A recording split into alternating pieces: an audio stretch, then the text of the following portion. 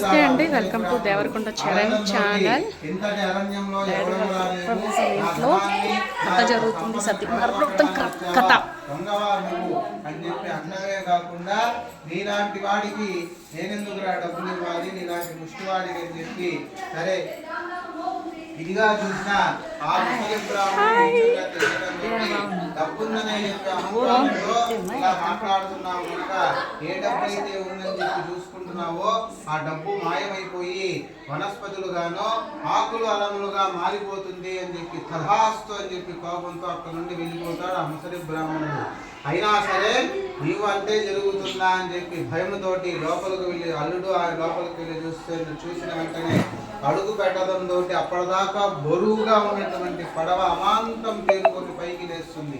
అలా లేచిన వెంటనే కింద పడి ఏమైందా అని చెప్పి లోపలికి వెళ్ళి చూస్తే మనులు, మాణిక్యాలు, వైడూర్యాలు, గోమేధికాలు, బంగారు నాణాలుగా ఉన్నటువంటి అలమారలన్నీ కూడా ఆకులు, అలములు, నిండిపోతుంది.